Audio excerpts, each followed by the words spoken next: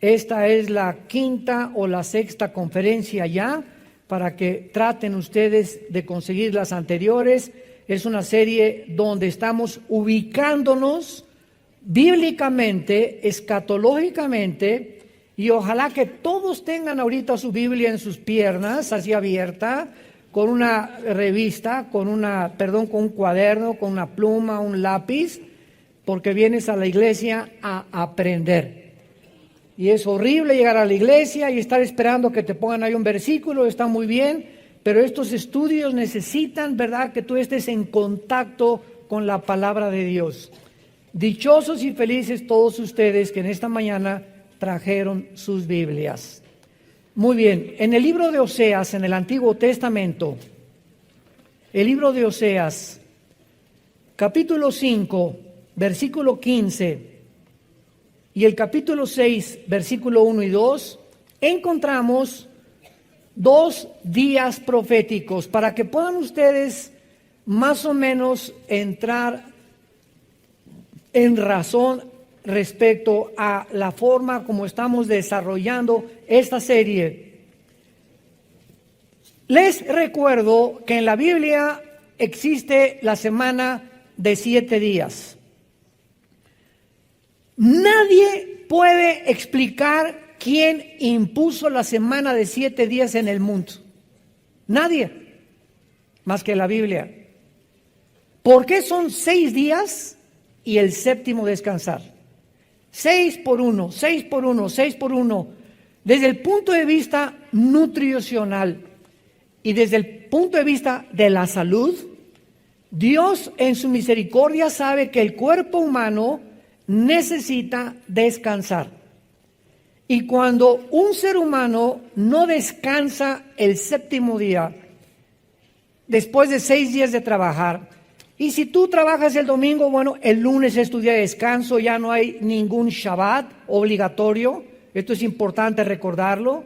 Ya no tiene que ser el sábado. El cristianismo tiene el día primero de la semana, que es el domingo, porque Pentecostés vino en domingo, Cristo resucitó en domingo, los apóstoles comenzaron a juntarse ya no el sábado sino el domingo, recogían las ofrendas el domingo, etcétera, etcétera, y muchos trabajan el domingo, entonces el día de descanso es el lunes. La cuestión es que trabaja 6 días y trata el séptimo día de no hacer nada. ¿Saben qué es nada? Exactamente.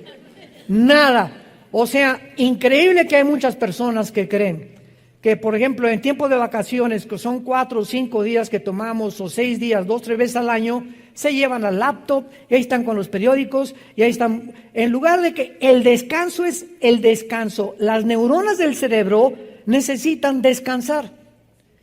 Y cuando tú le pones demasiada presión a estar piense y piense y piense y piense, y el día de semana no dejas de trabajar, o estás que el trabajo y por allá, y dices, no voy a preocuparme ya de nada, mañana Dios ya proveerá, ya mañana será otro día, a lo mejor ni amanezco mañana, hoy voy a disfrutar a mis nietos, a mis hijos, vamos a ir al boliche, o una buena película, o a caminar por Chapultepec, o no sé lo que quieras hacer, pero no hagas nada para darle a tus neuronas el tiempo de la recuperación que necesitan para que no acabes en un psiquiátrico. Entonces, esto es desde el punto de vista de la salud y nutricional. En el aspecto teológico, estos 7 días de la semana, Israel tenía también días de años. En otras palabras, los 7 días se convertían en 7,000 años. Porque dice el Salmo 90 y 1 de Pedro capítulo 3, que para Dios un día es como 1000 años. Entonces, si Dios estableció 7 días para que pudiéramos regir nuestra vida normal y trabajar 6 días y descansar el séptimo, de la misma manera, en el plan profético de Dios, la historia de la humanidad va a durar 6,000 años. Y ahorita, desde que Adán y Eva pisaron este mundo hasta Abraham, hubo 2,000 años, si lo quieres ir apuntando. De Adán a Abraham hubo aproximadamente 2,000 años. De Abraham a Cristo hubo 2000 años. Y de Cristo a nuestros días, la iglesia lleva aproximadamente 2000 años. Muy bien. Si estamos cerca del año 6000, ¿por qué no sabemos si son exactos? Porque a principios de la historia de la edad de Cristo a nuestros días, se cambió el calendario.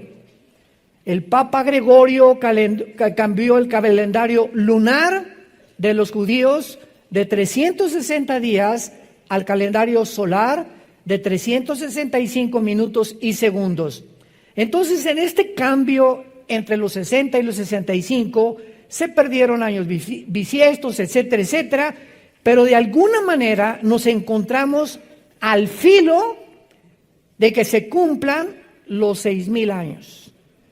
Y estos 6000 años, que son de Cristo a nuestros días, aparecen en la Biblia. Sígame con muchísimo cuidado, porque esto es lo maravilloso de esta serie profética, que nos va a ayudar a saber si realmente nos encontramos en los últimos tiempos.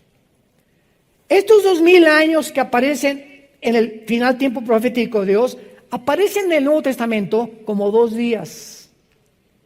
Y vamos a ver que desde el Antiguo Testamento y en el Nuevo Testamento, cuando vemos 2 días, se refiere a 2000 años. Vamos a comenzar a comprobarlo en el libro de Oseas, capítulo 5, donde aquí tenemos escondido una revelación maravillosa, profética de Dios. Está hablando Dios acerca de Israel. Oseas 5, versículo 15, y dice así: andaré y volveré a mi lugar. Es Dios el que está diciendo que va a andar durante un tiempo y después va a volver ¿a dónde? A mi lugar, o sea, el cielo. Ahorita lo vamos a comprobar que eso es lo que está hablando Dios. Les dije, síganlo con cuidado y saquen su lupa. Hasta que reconozcan su pecado y busquen mi rostro, en su angustia me buscarán. Dice Dios, voy a andar entre ustedes y me voy a ir. Y voy a regresar cuando Israel reconozca su pecado y busquen mi rostro. ¿Se acuerdan a Cristo cuando entró en su burrito a Jerusalén? Jerusalén, Jerusalén, que matas a los profetas, como la gallina quise buscar a los pollitos y meterte bajo mis alas, pero no me volverán a ver hasta que digan, Baruch Hashem Adonai Eloheim, bendito el que viene en el nombre del Señor. No me buscarán hasta que me reconozcan que yo soy el Mesías.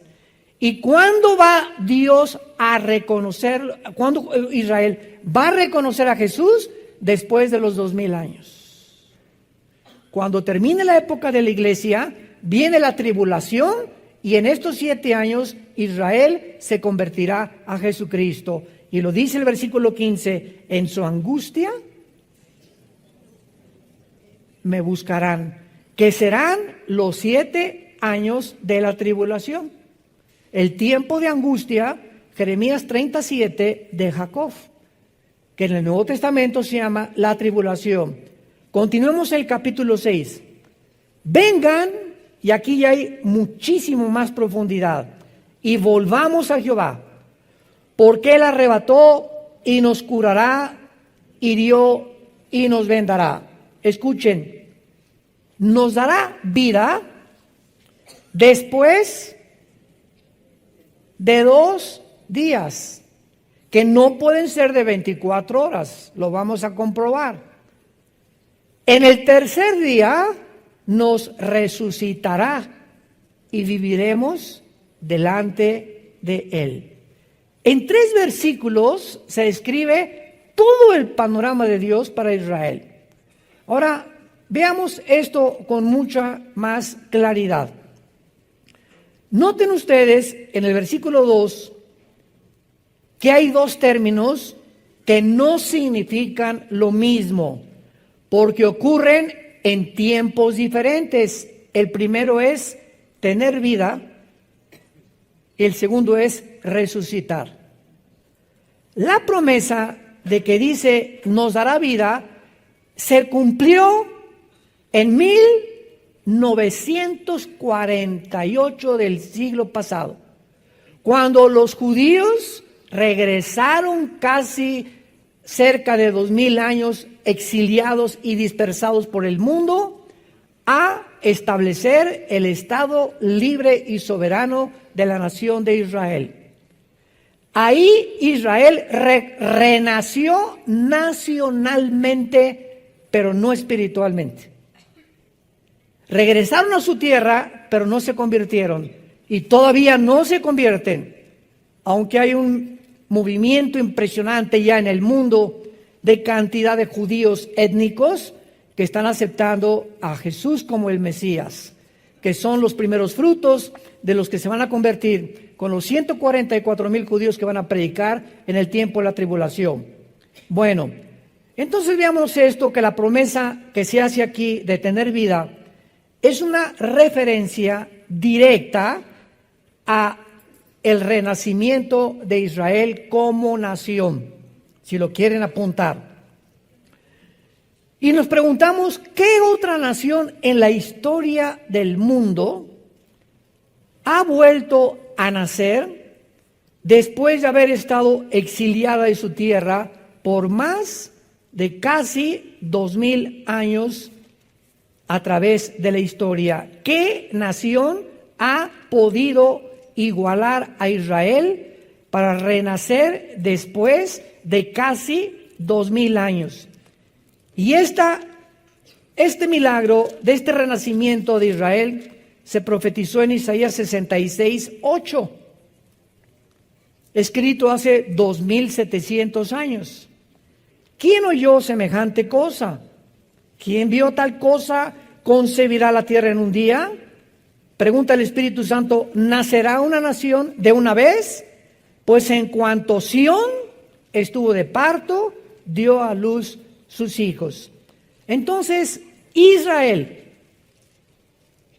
damas y caballeros, señores sociólogos que nos visitan, antropólogos, historiadores, es la única nación en la historia que no ha tenido comparación con ningún estado, con ninguna nación que haya podido, ya no digamos todas las generaciones, por casi 2000 años, ninguna nación en una sola generación, que en la Biblia una generación son aproximadamente como 80 años, de acuerdo al Salmo 90 también, no ha podido ninguna nación en la historia regresar a su religión, a su estado, a su lenguaje.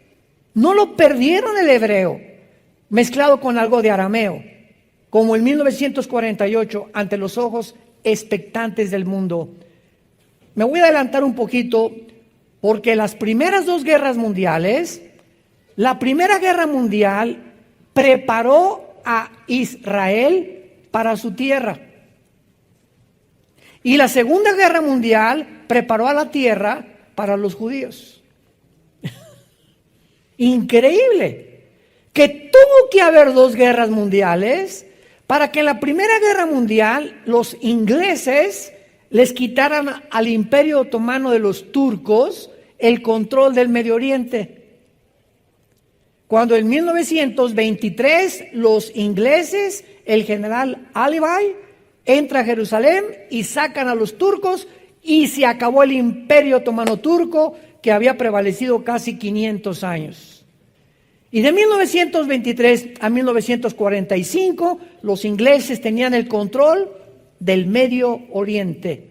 Acaba la Segunda Guerra Mundial en 1945 y la Liga de Naciones, que después se convirtió en las Naciones Unidas, decretan que los ingleses se salgan y que Israel tome posesión de su tierra soberanamente, convirtiéndose en un estado.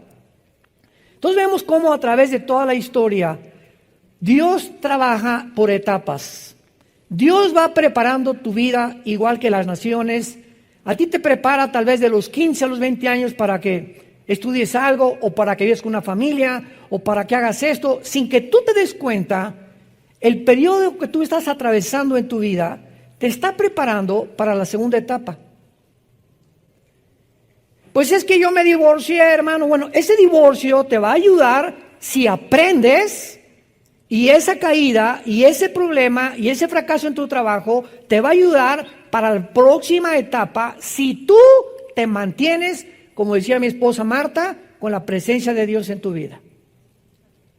Aléjate de Dios y olvídate de Dios por los problemas que tienes y pierdes, abortas tu llamado. Te sales del camino y te puedes quedar como los judíos en el Antiguo Testamento, 40 años dando vueltas.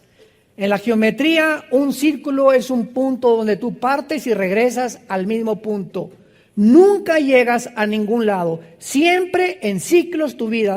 Eres igual que hace 4 años, igual hace que 10 años. Tu vida no ha podido cambiar. ¿Y sabes por qué no ha podido cambiar? Porque te gobernó la amargura. Un cristiano amargado no avanza ni una pulgada en su vida espiritual. No me importa que me violaron, hermano, mi papá fue esto, y mi mamá fue esto, y me divorcié, y la gente no me quiere, y como los perros me estoy lamiendo todas las heridas, y te victimizas, el mundo está contra mí, nunca me quisiste, papá, nunca me quiso nadie. Y cuando comenzamos a centrarnos en nosotros, sin entender que hay una ley de la responsabilidad espiritual en la Biblia, que nadie es responsable de lo que tú eres ahorita más que tú y yo. El día que tú dejes de echarle la culpa a algo o a alguien por lo que tú eres ahorita, ese día vas a madurar. Las personas inmaduras, los que no crecen, son los que siempre están creyendo que son como son porque alguien tuvo la culpa de ser como son. Es la victimización de la personalidad que te desintegra internamente el alma y el espíritu. Muy bien. Ahora veamos la segunda fase en Oseas capítulo 6, que tener vida entonces es la resurrección de Israel como nación en el 48. Y noten ustedes que dice, después de 2 días, en el tercer día nos resucitará. La promesa de resucitar va mucho más allá de su renacimiento nacional. Aquí ya cuando hablamos de resurrección estamos hablando de una vida nueva. Israel nace de nuevo, nace como nación secular, y después, hasta que Cristo regrese, va a renacer espiritualmente. La segunda promesa de Oseas, marcada por el tercer día, apunta hacia el renacimiento espiritual de Israel. Nos resucitará después de los 2000 años. Y es cuando veremos nosotros Romanos 11, 25 y 26, y todo Israel será salvado. Romanos capítulo 9, capítulo 10 y capítulo 11 de la carta de Pablo a los romanos, 3 capítulos le dedica Pablo al renacimiento de Israel como una nación espiritualmente. Ahora, muy bien, veamos la promesa que Dios hace antes en Isaías, Oseas 5:15, andaré y volveré a mi lugar. Aquí está Cristo. ¿Saben quién está hablando aquí? Dios en la persona de su Hijo. Andaré y volveré a mi lugar. Vamos a ver ahora en el Evangelio de Juan, principalmente, cómo Cristo comienza a platicarles a sus discípulos continuamente, diciéndoles, me voy a ir,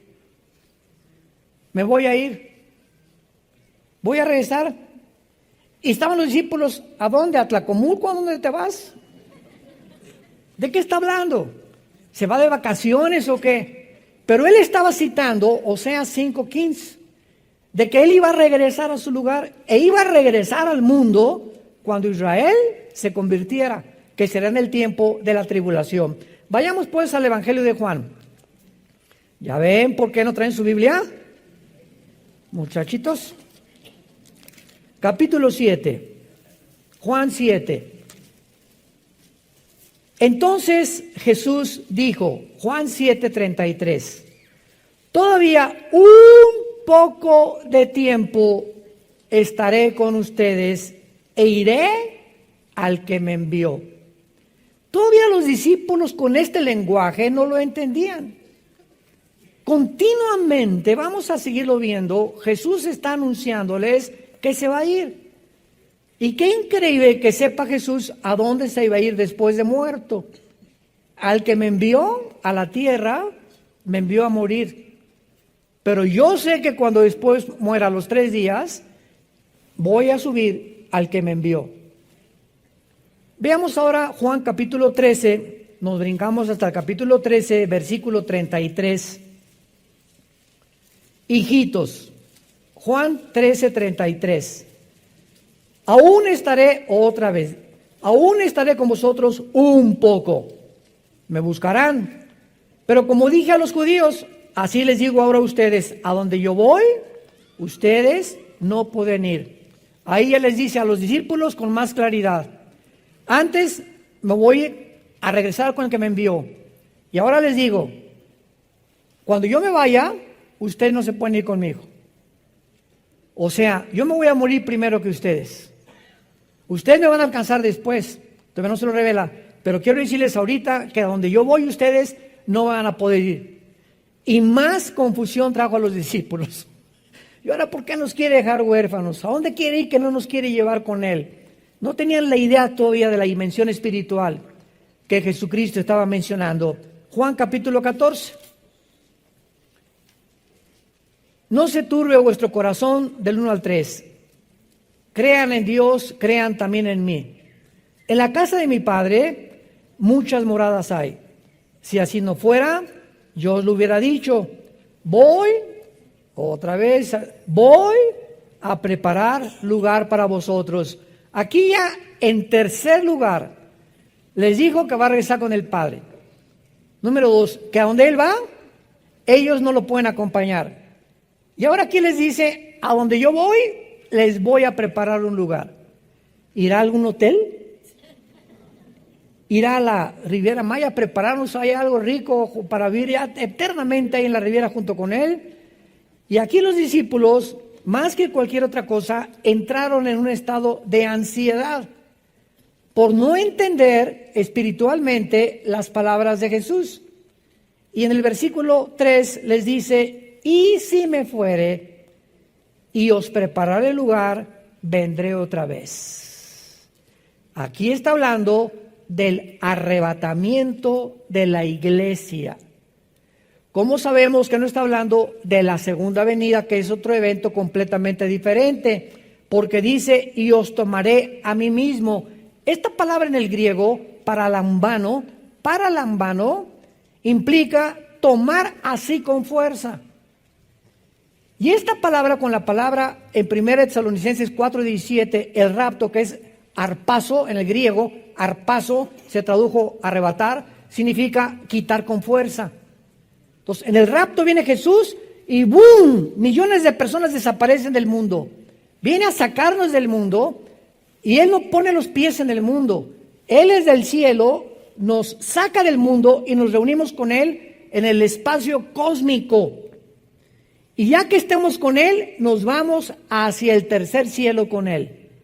Pero Él baja por nosotros porque el espacio cósmico es el dominio de Satanás. Y viene a proclamar a los ángeles caídos y a todos los poderes de las tinieblas, he venido y voy a regresar a conquistar este mundo para todos ustedes.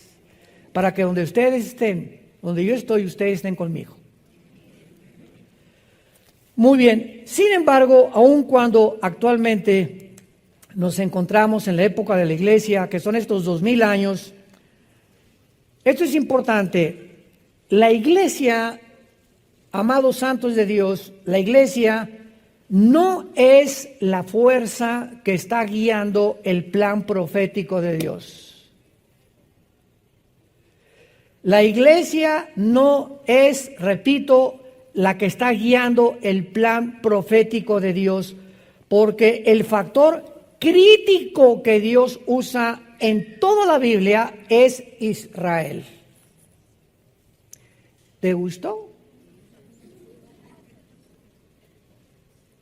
Todas las profecías bíblicas del final de los tiempos están relacionadas con Israel.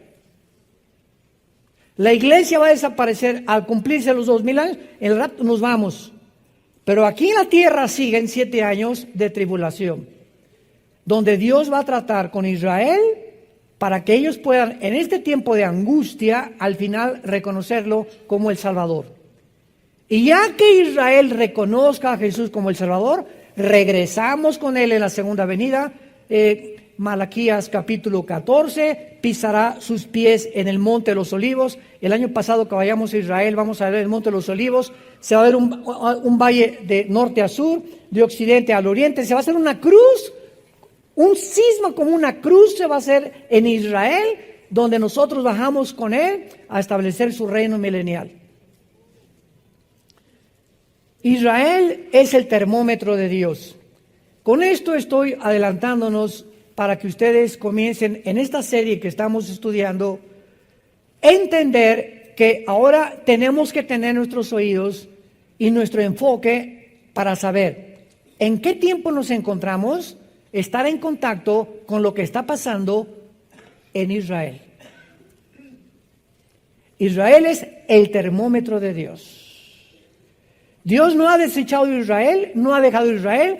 Estamos temporalmente la iglesia injertados, Romanos 11, en el olivo natural. Somos el olivo silvestre.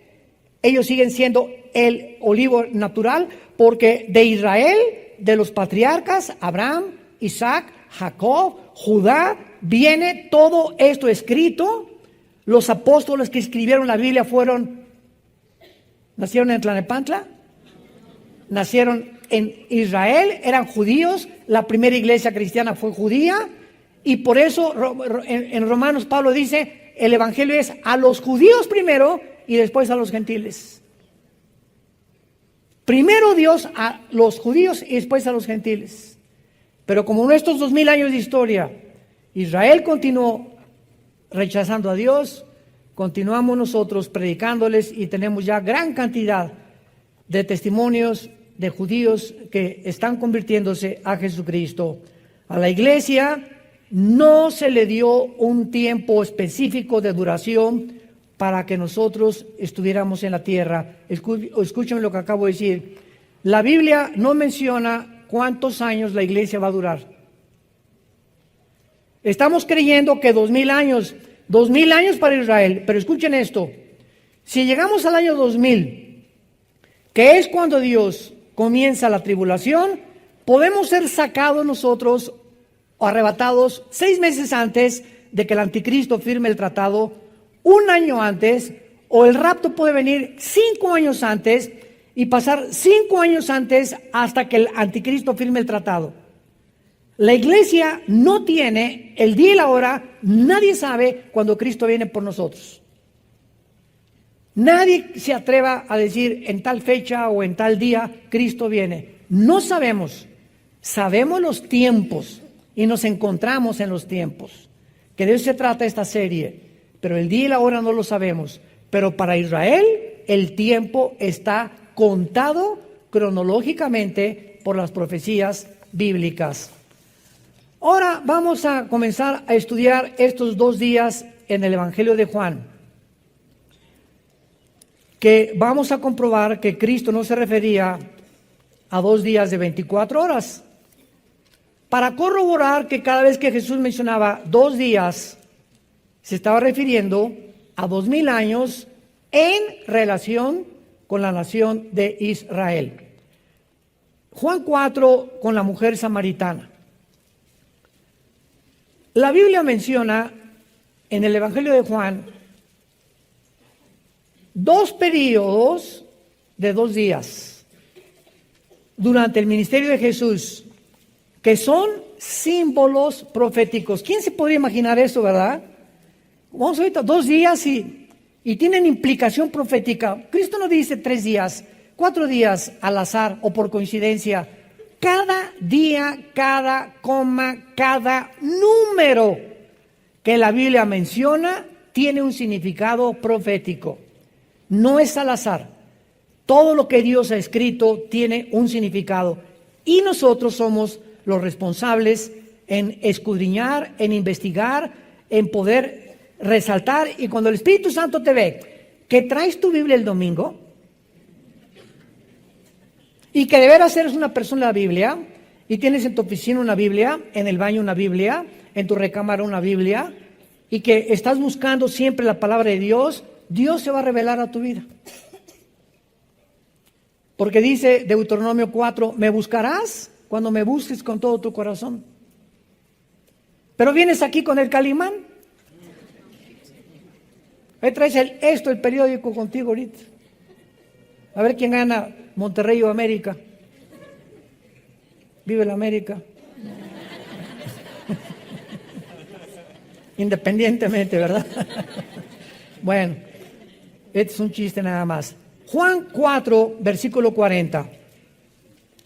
En este capítulo, rápidamente para introducirnos a lo que está antecediendo, Cristo se encontró con la mujer samaritana, todos ustedes lo saben, ¿verdad? En un pozo de Jacob, en la región de Samaria.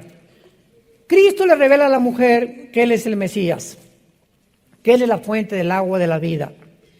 La mujer gozosa era una mujer inmoral, llevaba 5 matrimonios, con el que vivía en amaciato. Cristo no la condena, era ignorante, pero era una mujer religiosa, porque comenzó a cuestionar a Cristo. Ustedes adoran allá y nosotros acá.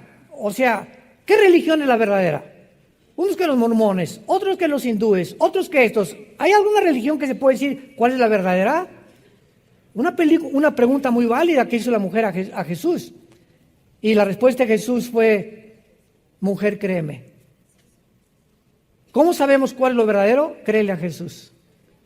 Ve lo que dice la Biblia a Jesús. No hay ninguna religión, Él no vino a fundar ninguna religión. Él vino a que le creyéramos que sus palabras son espíritu, son vida y vida eterna. Y eso te librará y te hará libre de las religiones, de las tradiciones, del paganismo, etcétera, etcétera, si le crees a Jesús. Bueno, entonces, esta mujer corre con los samaritanos. Acuérdense que los samaritanos eran enemigos de los judíos. Porque los samaritanos, o sea, la región de Samaria está hasta la mitad de Israel y lo que sigue la región de Galilea. Entonces, a ver, aquí así rápidamente. Israel está dividido en Judea, Samaria y Galilea. El sur, que es Judea, es el Mar Muerto.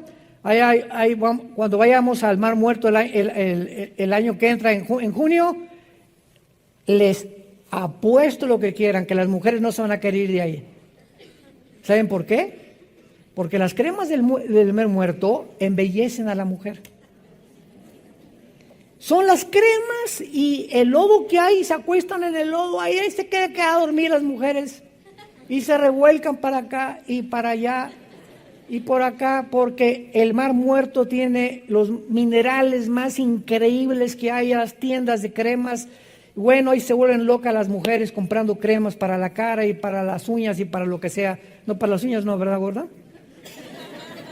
Bueno, yo no sé de esas cosas. Pero cuando fuimos la vez pasada, ¿verdad? No querían un día más las mujeres. Les dije, no, se someten. Muy bien, los samaritanos entonces se habían mezclado con judíos y los judíos los tenían marginados porque no eran puros. Estaban mezclados con los gentiles.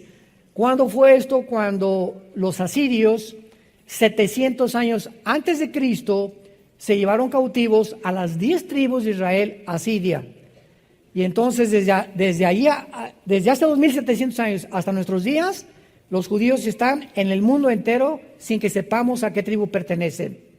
Por eso hay judíos mexicanos, guatemaltecos, italianos, salvadoreños, ingleses, franceses, africanos, de Etiopía, en fin, están regados por todo el mundo sin que se sepan muchas personas que tienen su origen en una de las tribus de Israel. Muy bien. Entonces la mujer corre con los samaritanos. ¿Qué creen, verdad? Hay un profeta, estoy seguro que es el Mesías, etcétera, etcétera. Y entonces le piden a Jesucristo que por favor se quede con él. Y dice el versículo 27 de Juan capítulo 4.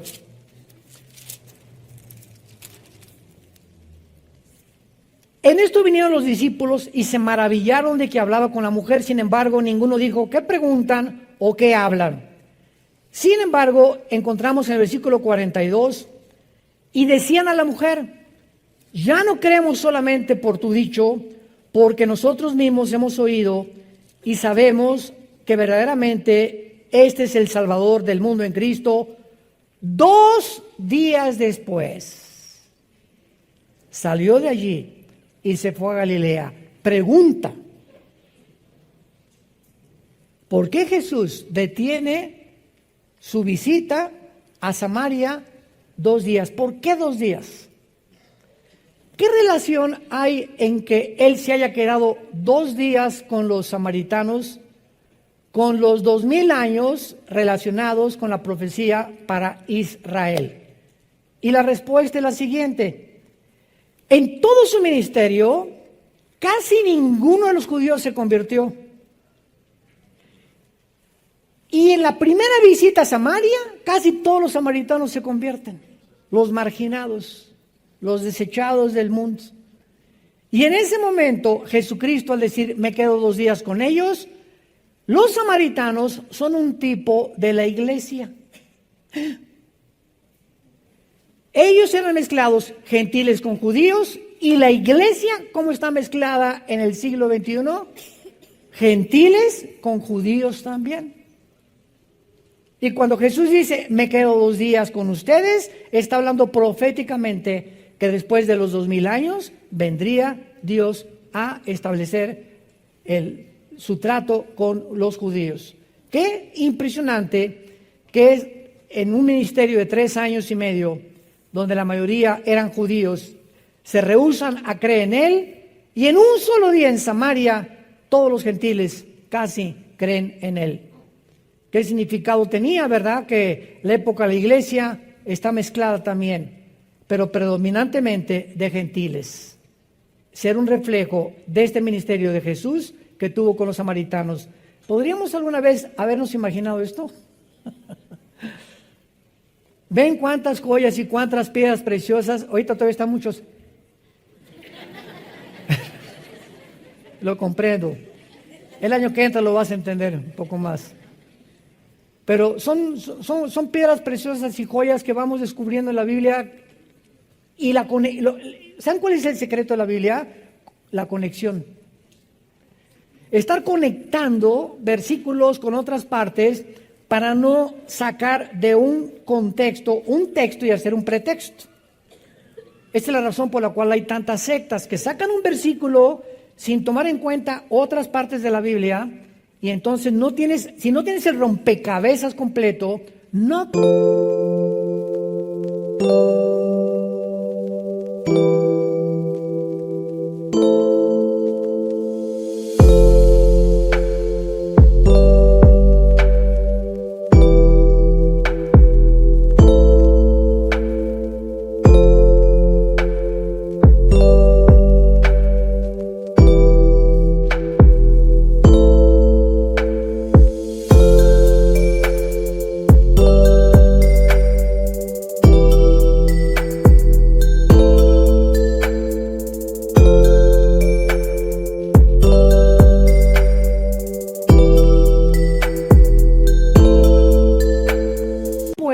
Enseñar la Biblia, porque estarías enseñando herejías.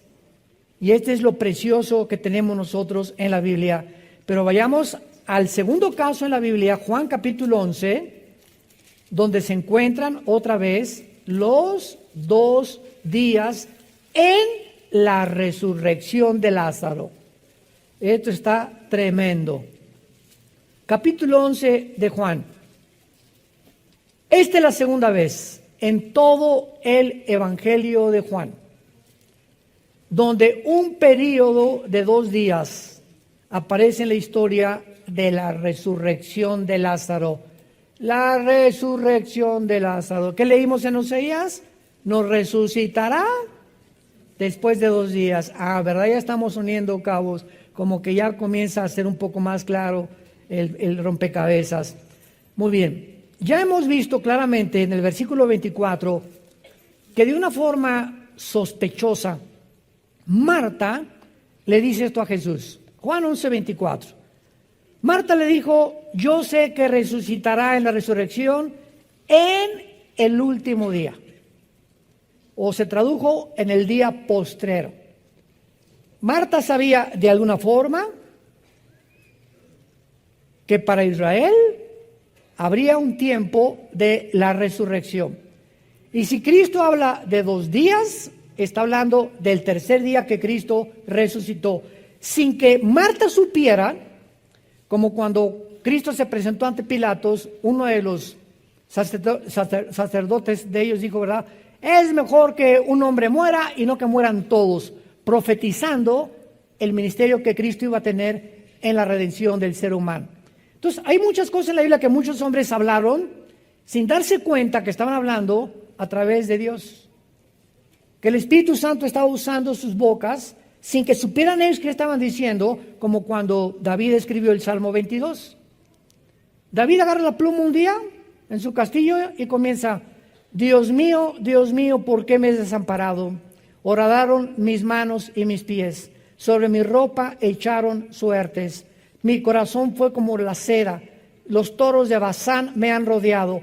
David, 1000 años antes que Cristo fuera a la cruz, estaba escribiendo lo que 1000 años después iba a suceder en el Monte Calvario.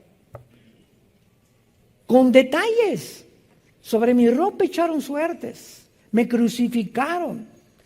Las palabras que Jesús dijo, lama sabactani, Dios mío, Elí, Elí, lama sabactani, ¿por qué me has abandonado? Las escribe David 1000 años antes. ¿Ustedes creen que David sabía lo que iba a pasar en el Monte Calvario? Este es un ejemplo, ¿verdad? Isaías 53, despreciado y desechado entre los hombres, varón de dolores, como que escondimos el rostro de él. ¿De quién estaba hablando? Del Mesías que vendría 700 años después. Isaías no tenía idea, porque cuando Cristo hace su aparición en el mundo, ninguno de los líderes religiosos, los teólogos, los fariseos, los que conocían más que el pópulos, la teología y la Torá, etcétera, etcétera, no pudieron entender, escuchen con cuidado esto, que el Mesías tenía primero que morir. Y esta fue la trampa del plan de Dios al diablo. Dice en 1 Corintios capítulo 2, si los príncipes de este mundo, o sea, los principados satánicos, hubieran sabido y conocido la sabiduría de Dios, nunca hubieran crucificado a Cristo. Si el diablo hubiera sabido que Cristo iba a resucitar, no se hubiera metido en Judas. De menso lo hace. Pero cuando Cristo resucita, el plan escondido de Dios, ni los ángeles lo conocían, era un secreto entre Dios y su Hijo Jesucristo. Entonces, en el Antiguo Testamento, lo único que aparece es un Mesías, pero la mayor parte de ellos creían que era el Mesías o el descendiente de David. Y cuando el Cristo toca y tienta el diablo a Cristo en el desierto, le dice, si tú eres el Hijo de Dios, realmente di esas piedras, o sea, si tú no eres el descendiente de David, sino que si eres el Hijo de Dios, pruébame que tú eres el Hijo de Dios. El diablo sospechaba, pero no estaba seguro que era el Hijo de Dios. Ahora alguien podría preguntar, oiga, pero cuando entró Cristo a una sinagoga, los demonios lo reconocieron. Escuchen, sabemos quién eres, el Cristo, has venido a atormentarnos. Es toda la información que tenían. Sabemos que eres el Mesías, el Cristo, que significa el Mesías. Pero no sabían el plan, que tenía que morir. Oye, hermano, pero después de cuando les comenzó a preguntar a los discípulos y es necesario que el Hijo del Hombre sea entregado en manos de pecadores y al tercer día resucite, pues el diablo no estaba oyéndolo. Escucha esto, si tú no tienes al Espíritu Santo, aunque oigas esto, no lo vas a entender. Yo puedo venir ahorita con una persona de otra religión, oye, es que María no es corredentora con Cristo. Los santos no pueden perdonar los pecados. Aquí está en tu Biblia. No. Es mi religión. No voy a rechazar mi religión. Ahí está, y no lo ven. ¿Cómo lo explicas? Hasta que el Espíritu Santo entre a nuestra vida y nos abra el entendimiento, podemos tener la luz y no ser iluminados. No hay peor ciego que aquel que tenga la luz enfrente y no es que no pueda ver, no la quiere ver. Tú le puedes convencer, como lo he hecho en los debates con los ateos, que el ateísmo es insostenible filosóficamente, que la teoría de la evolución que se enseña en las universidades a nuestros hijos es anticientífica, antibiológica, antigenética y contra la primera y la segunda ley de la termodinámica. Y los maestros les dices, pero ¿cómo estás enseñando algo que tu misma ciencia, que te jactas en que eres científico y que esto es una religión? La ciencia te demuestra que la teoría de la evolución es imposible. ¿Pero qué hay? ¿Por qué no cambian de un bando al otro bando? Simplemente porque el orgullo intelectual es más grande que la verdad. Detiene la verdad. Romanos 1. Habiendo conocido a Dios, no le quieren glorificar como Dios ni darle gracias. Se envanecen en sus razonamientos y profesando ser sabios, se vuelven necios. La Biblia nos explica la conducta psicológica del ser humano en todos sus sentidos. Muy bien. Entonces, Marta le dice, en el último día vas a resucitar. Y Lázaro se enferma gravemente. Sabemos que eran los mejores amigos de Jesús. Marta, María y Lázaro eran 3 hermanos. Y supuestamente esta familia era de mucho dinero. Eran de las familias más pudientes que había en Israel. Y siempre estaban a Cristo hospedándolo en su casa, dándole de comer. Seguro que hasta una habitación especial la tenían para él, etcétera, etcétera. O sea, era como un amigo íntimo Jesús de Marta, María y de Lázaro. Imagínense ustedes cuando le van a avisar a Jesucristo, Lázaro está gravemente enfermo. Dice el versículo 3 del capítulo 11, enviaron las hermanas para decir a Jesús, he aquí el que amas, o sea, el Espíritu Santo pone énfasis en que había un amor muy especial de Jesús por Lázaro, principalmente por Lázaro, al que amas. Cuando lo oyó Jesús dijo, esta enfermedad no es para muerte, sino para la gloria de Dios, para que el Hijo de Dios sea glorificado por ella. Hasta ahí sabemos que Cristo detiene su visita, no 3 días, no 4 días, lo vamos a ver, con el propósito de que muera Lázaro. El plan de Dios era que Lázaro muriera. El plan de los hombres era que viviera y que no se muriera de esa enfermedad. Pero los pensamientos de Dios no son nuestros caminos y son más altos que los de nosotros. Entonces hay muchas decisiones de Dios que Él toma que van mucho más allá de lo que creemos que sería mejor para nosotros. Es como hace poco me dijeron una persona que querían ir a resucitar a un muerto y les dije, miren hermanos, si don Pancho Pistolas resucita, ¿saben lo que va a pasar? Que abriendo los ojos va a decir, devuélvanme. Por el amor de Dios, estaba mucho mejor que en mi rancho. Estoy mejor que en este mundo de sufrimiento. La muerte es la liberación del alma y del espíritu para estar en un lugar que ni nos imaginamos y queremos traerlos de vuelta. Solamente para que esté conmigo, porque lo extraño.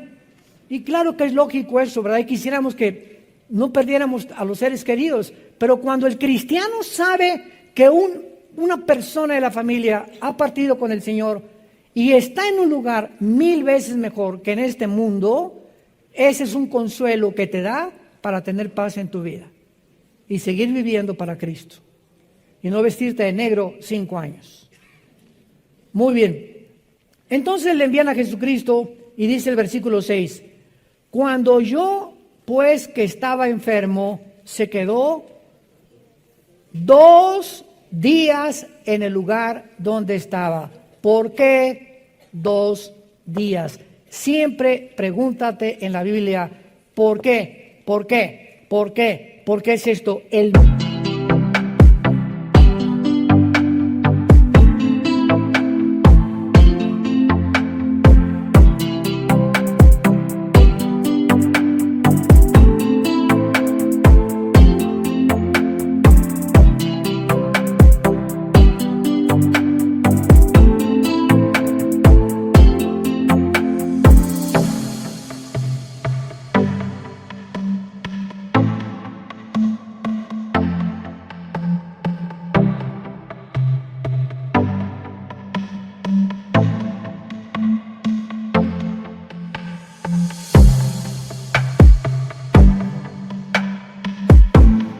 Mundo de los por qué que pertenece a los niños.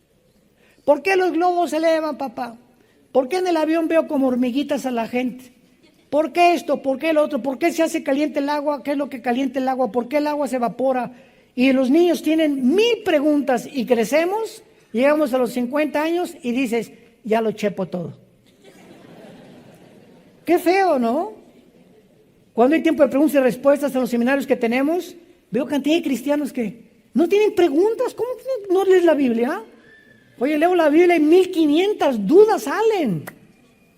Nunca podremos conocer la respuesta a todas las dudas, seríamos dioses. Entonces, mientras estemos en un mundo limitado y la mente de Dios, que es la palabra de Dios, tendremos 1000 dudas. Y el secreto es no quedarte con las dudas, investigar, preguntar, porque Dios quiere responderte. Entonces se queda 2 días y la pregunta es ¿por qué? ¿Por qué 2 días se queda Jesús en Betania? Intencionalmente Jesús retrasa su viaje. Ni siquiera acabé y miren, ya están. Qué malintencionados, ¿verdad? Para manifestar el poder de Dios en la resurrección. Pero tenemos aquí algún tono profético para su retraso de 2 días. Es la pregunta que tenemos que contestar. Ya sabemos que los 2 días para que resucitara y corroborar que al tercer día también le iba a resucitar, porque entonces al tercer día resucita Cristo a Lázaro, proféticamente anunciando y señalando su resurrección. Pero ¿habrá algún tono profético relacionado con los 2 días de Israel? ¿Está Lázaro representando simbólicamente a Israel? ¿O estaba Jesús insinuando nada más que la muerte de Israel, o que la muerte de Israel como nación duraría 2 días? La resurrección de Lázaro fue un milagro. ¿Quién lo puede negar? Pero solo fue una resurrección física, porque recuerden que él resucitó y volvió a morir. El primero en haber muerto sin haber resucitado, sin regresar a la vida, ha sido Jesucristo. Todas las resurrecciones que tú veas en la Biblia volvieron a vivir. O sea, no estaban desconectados del espíritu. Una vez un cardiólogo, amigo mío en Toluca, hace como un mes me mandó un correo. Me dice, Armando, tengo testimonios de personas que están siendo resucitadas en las salas de emergencia. Y yo le contesté, no estaban muertas. ¿Cómo si el corazón les dejó de latir? Y hasta pudimos saber que el cerebro no funcionaba. Le dije, bíblicamente, Santiago capítulo 1, el momento que el espíritu se separa del cuerpo, sobreviene la muerte. Esas personas no resucitaron, no se habían muerto. El espíritu estaba todavía sobre ellas. Así que no resucitaron a ellas, simplemente Dios, el espíritu lo volvió a meter para que siguieran viviendo. No es hasta que el espíritu se separa bíblicamente del cuerpo que sobreviene la muerte clínica. Mientras tanto, le dije, tienes toda la razón. Y este hermano es un cardiólogo de mucho respeto en el Estado de México. Entonces vemos nosotros que la resurrección de Lázaro fue un milagro, pero fue solamente una resurrección física. No recibió la inmortalidad de su cuerpo glorificado, o sea, que no volvería a morir. El espíritu de Lázaro aún está esperando la resurrección y la glorificación junto con nosotros. Después de 2 días, Israel ha sido resucitado, como lo leímos en el libro de Oseas. Mientras que Israel ya abandonó la oscuridad total de su tumba nacional, aún no ha entrado Israel a la resurrección espiritual. ¿Se acuerdan de Oseas? Nos darás vida y después la resurrección. A Lázaro se le dio vida, pero su resurrección está esperando hasta el día de Jesucristo. Entonces, en estos 2 días, Cristo corroboraba y confirmaba a Israel que verdaderamente el plan para él era que las profecías se cumplieran hasta después de 2000 años. ¿En qué tiempo nos encontramos? Estamos así de los 2000 años. Y vamos a ver en la próxima conferencia ahorita que sigue que estos 2000 años son impresionantes relacionados con Israel. Rápidamente para terminar, porque se acabó el tiempo. De Adán a Abraham hubo 1948 años. ¿Quién fue Abraham? El padre de Israel. De Adán a Abraham hubo 1948 años. El primer Adán. El segundo Adán, ¿quién fue? De Jesucristo a Israel hubo 1948 años. ¿Coincidencia? Se las dejo de tarea. Te damos gracias, Padre, por tu palabra en esta maravillosa tarde.